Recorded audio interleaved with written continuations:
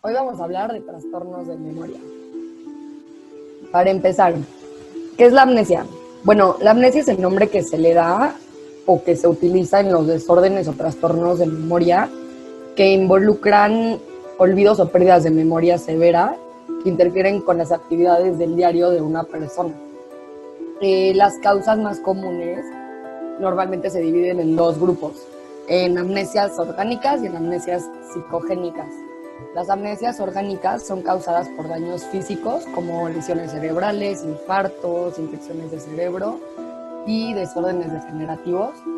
Y las amnesias psicogénicas son causadas por factores psicológicos que, pueden ser reversibles a través de tratamientos y terapias y son lapsos de pérdida de memoria inaceptables para el paciente a nivel del inconsciente. Entonces, básicamente, el paciente no se da cuenta que está olvidando información.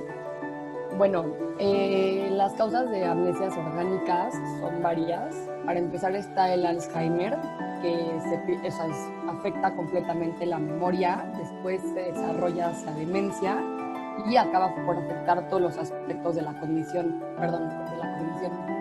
Después viene el síndrome de Korsakoff, que es como un resultado del alcoholismo, afecta memorias lejanas y cercanas, pero no se llega a desarrollar completamente para tener un trastorno de demencia. Después está el herpes simplex, que es una infección de virus cerebral en la que se afecta la memoria de forma gradual y degenerativa. Entonces, viene siendo de poco a poco. La cirugía en el lóbulo temporal es otra de las causas de amnesias orgánicas y se da debido a lesiones cerebrales. Y por último está la post-ST, por siglas en inglés, o en español, terapia electroconvulsiva, que se utiliza para pacientes con depresión. En algunos casos han habido personas que después de utilizar o de pasar por este tratamiento tienen pérdidas de memoria severas. Y la pérdida de memoria a largo plazo es el síntoma principal de la amnesia. Sin embargo, la memoria a corto plazo permanece intacta. O sea, una persona con amnesia puede tener una conversación perfectamente, sí puede responder preguntas, pero no puede recordar sobre memorias pasadas. Hay dos tipos de amnesia, la amnesia antrógrada y la amnesia. La primera es un deterioro de la memoria sobre los eventos que ocurrieron después del inicio de la amnesia. Y la segunda habla de un deterioro de la memoria sobre los que ocurrieron antes de lo que causó la amnesia. Es muy importante saber que existen estas dos, ya que posibilita la diferenciación entre trastornos de aprendizaje y trastornos de recuperación de información. Por lo tanto, se espera que pacientes que tengan trastornos de aprendizaje sufran de amnesia antrógrada, mientras que los que sufren de trastornos de recuperación de información tengan amnesia retrógrada. Sin embargo, se ha visto que es posible que los pacientes tengan tanto problemas de aprendizaje como problemas de recuperación de información, por lo que se piensa que se pueden tener ambos tipos de amnesia. Para saber qué tipo de amnesia tienen, hay dos tipos de pruebas. Hay las pruebas para la amnesia antrógrada y la prueba para la amnesia retrógrada. La prueba para la amnesia antrógrada se basa en probar o en medir el aprendizaje de una persona. Entonces se le da al paciente material que después se le pide que memorice y que diga después. En la amnesia retrógrada hay dos tipos de pruebas, las pruebas en eventos públicos y las pruebas en eventos personales. Las pruebas en eventos públicos se le pide al paciente que recuerde eventos que pasaron antes de que empezara la amnesia, entonces pueden ser caras de famosos o eventos políticos, mientras que los eventos personales se le pide al paciente que recuerde eventos de su infancia o su graduación o sus familiares. Los estudios recientes han demostrado que hay más pacientes que sufren de amnesia antrógrada por sí sola, pero es muy raro. Bueno, antes de continuar es importante entender una ley que estipuló un señor llamado Ribot, un francés, que es la ley del gradiente temporal, que básicamente dice que las personas con amnesia, da igual de qué tipo, tienden a recordar con mayor facilidad las memorias más antiguas que las más nuevas. O sea, como lo que pasó en el pasado de su vida es más fácil para ellos de recuperar que lo que se lleva a cabo en el momento, sin importar el tipo de amnesia que tengan. Y esto se debe, bueno, hay varias teorías que lo intentan explicar, que se dirán más adelante, pero la principal se llama es de la ruta de recuperación, que dice que como pasó en el pasado, la persona lleva más años fortaleciendo su ruta de recuperación de esa memoria, por lo que le es más fácil acceder a esta. O sea, es como si un caminito ya estuviera hecho y es muy fácil para la persona, como que ya se sabe de su cerebro la dirección para llegar a cierto lugar y ya es muy fácil, como que lo hace hasta de manera inconsciente. Pero en cambio las memorias nuevas apenas está aprendiendo la manera de llegar a este lugar, como la dirección. Entonces se pierde y no sabe cómo llegar adecuadamente.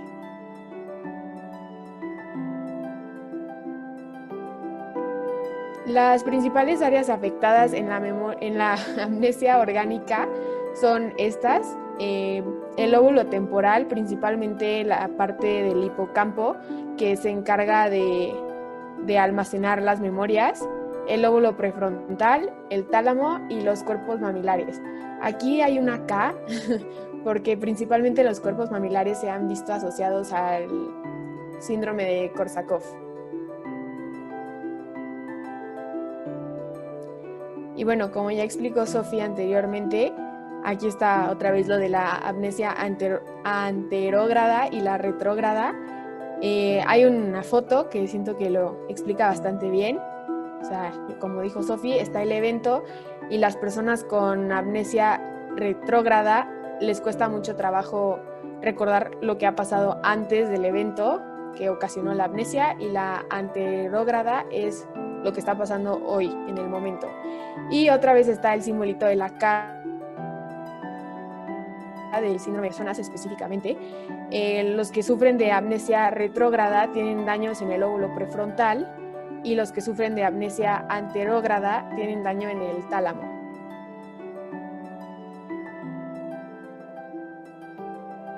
Bueno, ahora vamos a hablar de los sistemas de memoria que se mantienen intactos y los que se ven deteriorados por la amnesia. El primero es el sistema motor. El sistema motor en general se ve intacto, no se ve tan afectado como el sistema de memoria declarativa. Esto se debe a que el sistema motor utiliza la memoria procedimental, que es aquella que usamos para realizar ahí se me fue la palabra en español, como tareas, como por ejemplo aprender a montar una bicicleta o aprender a manejar. Son cosas que ya haces como de manera automática.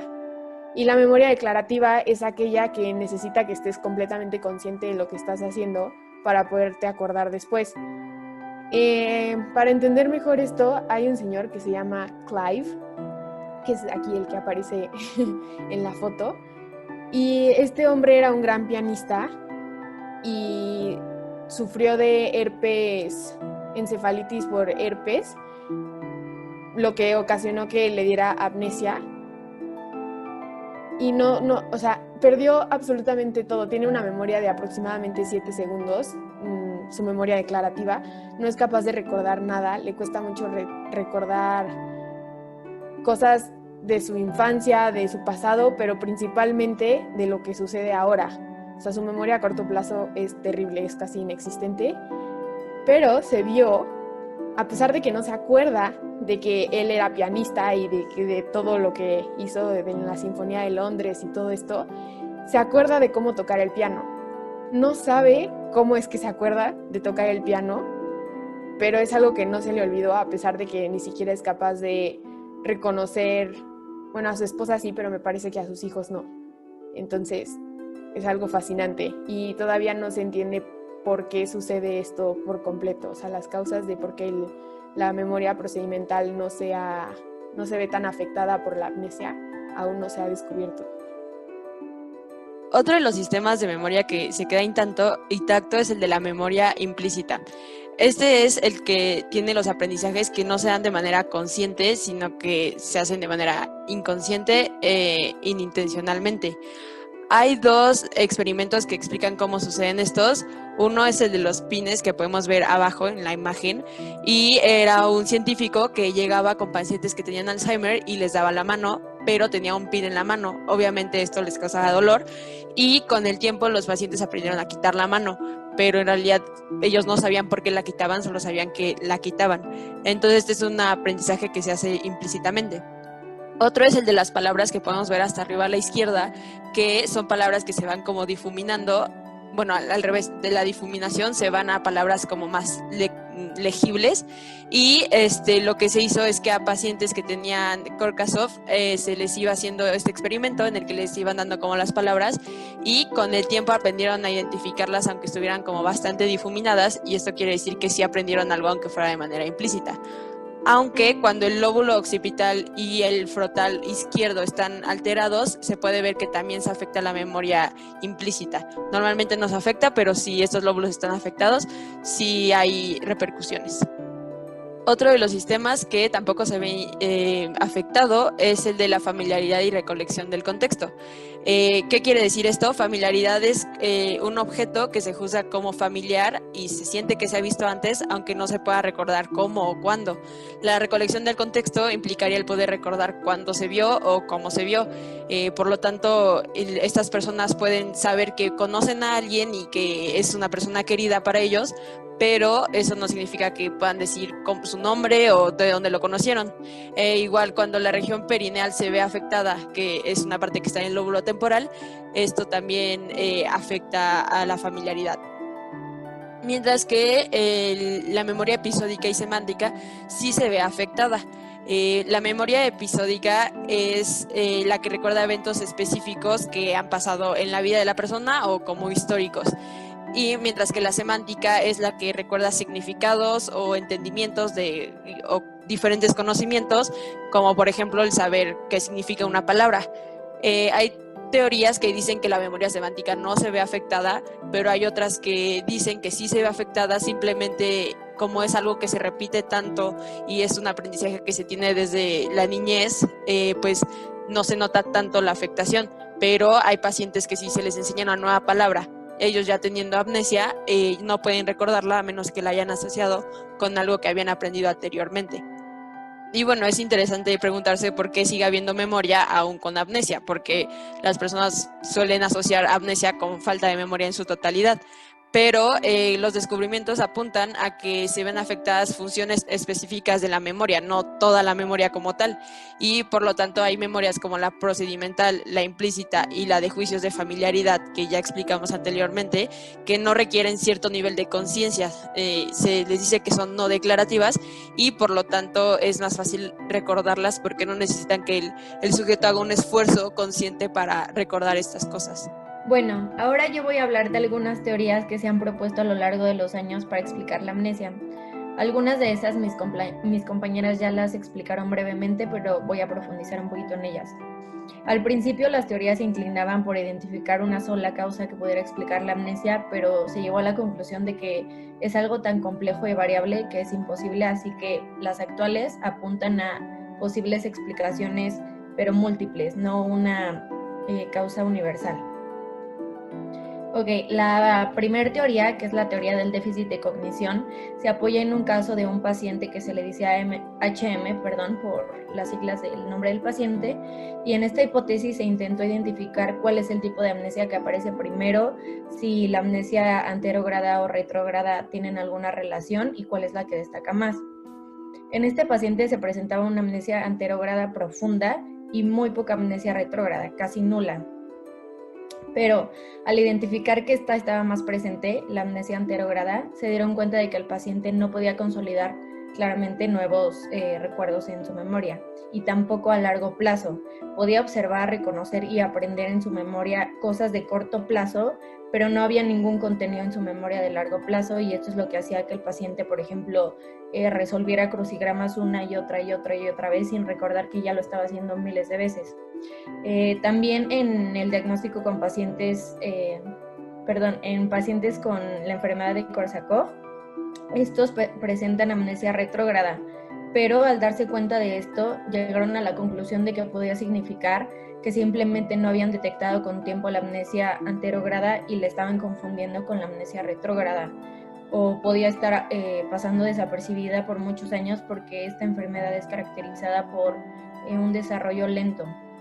Sin embargo, esta teoría tampoco puede sostener, pues universalmente no se puede sostener porque no sabe explicar cómo se da la aparición de la amnesia retrógrada. En otra teoría, conocida como teoría del déficit de recuperación, se propone que los componentes tienen una falla en el mecanismo de recuperación y eso hace que afecten todos los recuerdos independientemente de cuándo fueron adquiridos, que es algo que ya explicó mi compañera Michelle. Lo que sí podría explicarse es el hecho de que la amnesia retrógrada esté más conservada porque los recuerdos que fueron almacenados antes son mucho más duraderos y de alguna manera son beneficiados por el ensayo que se va desarrollando en la vida del paciente. Hasta aquí, estas teorías se puede deducir que las deficiencias en la codificación y recuperación, así como en la amnesia retrógrada y anterógrada, pueden surgir de manera aislada e independiente, pero pues nos podemos preguntar cómo es que funciona. Estos procesos están asociados a regiones del cerebro, tales como son el hipocampo y la corteza temporal. Y de la misma manera, estas regiones están bastante próximas e interconectadas. Así que esto es lo que nos puede indicar que el daño en una región claramente afecte a la otra región y así puedan presentarse acompañadas estas deficiencias. Ok, otra teoría y otro problema de la amnesia es que existen pacientes que tienen periodos de amnesia retrógrada que remonta a 30 años o más y otros que remonta de 2 a 3 años. Y esto los autores nos lo explican con el modelo estándar de la consolidación. Para el proceso de la consolidación, son muy pocos segundos los que se requiere para que el contenido de nuestra memoria pase de corto a largo plazo. Sin embargo, aquí entra una vertiente interesante que proponen y es que sugiere que puede existir otra forma más lenta de fortalecer nuestro recuerdo mientras se cumpla, pero va a permanecer en nuestra mente muy vulnerable antes de que se pueda fortalecer. Así que esto nos puede indicar por qué pacientes presentan esta vía y presenten obviamente amnesia retrógrada de periodo mucho más prolongado. También existe otra propuesta acerca de la amnesia retrógrada, la que nos dice que cuando una persona recupera un elemento, este se va creando y va creando como nuevos trazos de memoria y a la vez va haciendo conexiones neuronales nuevas y diferentes. Después de esta adquisición se hace que los recuerdos episódicos se vayan uniendo uno a uno y conforme se unen se van haciendo recuerdos semánticos y una vez que se hacen estos recuerdos semánticos se vuelven independientes del hipocampo. Pero al seguir siendo recuerdos episódicos, como aún se requiere del hipocampo para que puedan, se requiere un del hipocampo para que puedan volverse recuerdos semánticos. Entonces, si el paciente tiene un daño hipocampal, pues claramente va a ser imposible que se llegue a formar la memoria semántica.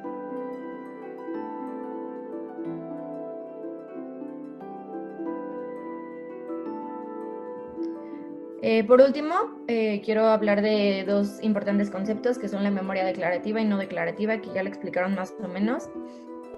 Sabemos que en la amnesia no hay un deterioro en el procesamiento automático, como ya lo dijo mi compañera Sofía, porque hay habilidades procedimentales, memoria implícita y juicio familiar. Este no requiere una recuperación consciente y por eso se llama no declarativa. Por otra parte, la no declarativa es caracterizada por la presencia de la recuperación deliberada y consciente y sí se observa en estos pacientes anamnésicos. Por último, es muy importante para la ciencia que se ha descubierto que la función principal del hipocampo sí es almacenar información, pero no solamente es eso, sino que también existe una función más importante que es la unión de los recuerdos y esto se le conoce como vinculación. Consiste en que la memoria declarativa implica algo más complejo, que es la conexión entre memorias como si una se conectara con otra y también, como ya lo habían dicho, esto podría vincularse con algún contexto en específico. Por último, también se sabe que el hipocampo tiene un papel importante en la percepción visual. Aún no se descubre muy bien por qué, no hay una explicación exacta, pero se sabe que el almacenamiento de la memoria también implica redes de representaciones perceptivas y que esto recae en el hipocampo. Bueno, en otros tipos de trastornos de memoria tenemos el deterioro de memoria a corto plazo, la amnesia por conmoción cerebral, el TEC y la pérdida de memoria, la lesión en el lóbulo frontal, pérdida de memoria en la vejez y amnesia psicogénica. En el caso del deterioro de memoria a corto plazo, este está asociado a diferentes tipos de lesiones cerebrales a comparación de la amnesia orgánica. En el caso de la amnesia por conmoción cerebral, se conoce que la conmoción es la principal causa de amnesia. También se le llama postraumática y estas incluyen todo tipo de lesiones cerradas de la cabeza. Y se conoce que la amnesia retrógrada va a afectar la memoria en periodos máximos de 2 minutos después del accidente, pero en algunos casos esta amnesia puede extenderse durante días e incluso puede llegar a durar semanas. Inmediatamente después de la conmoción cerebral, es muy probable que el paciente vaya a mostrar un deterioro en la memoria a largo plazo, pero la memoria a corto plazo va a estar intacta y temporalmente el paciente va a ser incapaz de consolidar recuerdos en la memoria a corto plazo para después almacenarlas en la memoria a largo plazo. Y los deportes que tienen frecuentes golpes en la cabeza, como box o fútbol americano, pueden producir un deterioro cognitivo permanente. En el TEC y pérdida de memoria, TEC es una terapia electroconvulsiva y consiste básicamente en pasar electricidad por el cerebro, esto con la finalidad de aliviar la depresión. Y algo que es contraproducente en esta terapia es que los beneficios únicamente duran semanas y puede causar amnesia debido a que después de la administración de la electricidad, el paciente puede experimentar amnesia temporal similar a la que ocurre después de una contusión. Esta amnesia va a desaparecer. Y uno de los como controversias que hay en este tipo de terapias es que aunque causa amnesia, los pacientes los doctores han recabado que la memoria mejora, pero probablemente esto es debido a que se alivian síntomas de la depresión. En el caso de lesiones en el lóbulo frontal, estos pacientes van a tener dificultad para recuperar información contextual, van a ser incapaces de recordar dónde o cuándo aprendieron algo. También van a tener una discapacidad en la memoria de trabajo, y esto es asociar conocimientos nuevos con conocimientos que ya tenían almacenados en la memoria a largo plazo. Y va a ser muy común que muestren la confabulación, que es que el paciente va a describir recuerdos de eventos que en realidad no pasaron y que aparentemente son inventados. Y este tipo de lesiones en el lóbulo frontal generalmente van a coexistir con otro tipo de lesiones. La pérdida de memoria en la vejez. Los adultos mayores van a tener una tendencia a mostrar una disminución en la capacidad de recordar, van a tener un deterioro en la memoria explícita y van a tener problemas muy específicos para recuperar información contextual. Les va a ser muy difícil armar como los caminos de los recuerdos que están teniendo. Y van a tener una pérdida y degeneración neural que va a tender a afectar principalmente el lóbulo frontal. Van a perder su capacidad para el procesamiento y atención que son conscientes y van a depender mucho más de procesos automáticos y la velocidad del procesamiento. Este deterioro en la memoria de los ancianos va a reflejar un deterioro evidentemente en el aprendizaje, y estas personas mayores van a tener una disminución en funciones ejecutivas centrales, como lo son principalmente atención selectiva y cambio de tareas. En el caso de la amnesia psicógena, la mayoría de los casos van a ser provocados por estrés y generalmente van a ser temporales. Van a tener una pérdida de memoria de eventos pasados y va a haber dos tipos globales, que es pérdida completa de todo tipo de memorias, o específicas de la situación, que son amnesias para un evento determinado. En este caso, la forma global puede causar amnesia de toda la vida de la persona y puede ir acompañado también de una pérdida de sentido de identidad personal. Y en la amnesia de una situación específica, va a haber un pequeño vacío, se va a borrar una parte de la memoria de la persona y esa parte generalmente va a estar relacionada a un episodio traumático. Bueno, la rehabilitación, como ya sabemos, el paciente cuando sufre lesiones cerebrales son irreversibles, pero se puede ayudar por medio de estrategias a mejorar su calidad de vida, incluso con sus limitaciones. Wilson recomienda estas estrategias para mejorar el aprendizaje, que las palabras sean cortas, que el aprendizaje sea sencillo, que el aprendizaje se haga uno a la vez. El espacio en donde se debe de hacer el aprendizaje debe de ser espacioso y no se debe de basar el aprendizaje en un contexto específico. Hoy en día se utilizan diferentes ejercicios para maximizar el funcionamiento de la memoria, como son repetir, que el paciente repita lo que tú le digas, o asociar el aprendizaje nuevo con cosas que ya estén en la memoria. Se realizó un experimento a 2 grupos, en donde al primero se le realizaron ejercicios y al segundo no. El primero demostró tener más rendimiento de la memoria, aunque no le duró por mucho tiempo, se le olvidaba a través de los años. La mnemotecnia ha demostrado grandes resultados en la rehabilitación de los pacientes y se puede adaptar a los requisitos dependiendo del paciente. Generalmente las personas que padecen amnesia,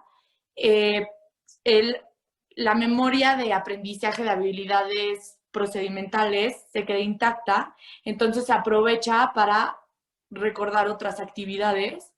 Por ejemplo, el lavarse o preparar café, cambiarse, estas actividades se logran recordar aunque son de manera inconsciente. El paciente no se da cuenta que las está recordando. El aprendizaje de error, según Vandal y Wilson, recomiendan que por medio de este aprendizaje, en donde se quita la posibilidad de que haya un error, el paciente logra aprender de mejor manera, ya que facilita la recuperación de rastros de memoria implícita y también no permite que haya error en el aprendizaje. Las ayudas externas se basan en adaptar el ambiente y el entorno del paciente por medio de post-its o letreros que se encuentran alrededor de la casa del paciente. Él logra no depender tanto de la memoria y recuerda cosas de la vida cotidiana como dónde está la cocina o cómo vestirse. Por último, los dispositivos electrónicos y sistemas computarizados han permitido también la rehabilitación en muchos pacientes amnésicos por medio de máquinas que recuerdan, por medio de un bip, llaman la atención del paciente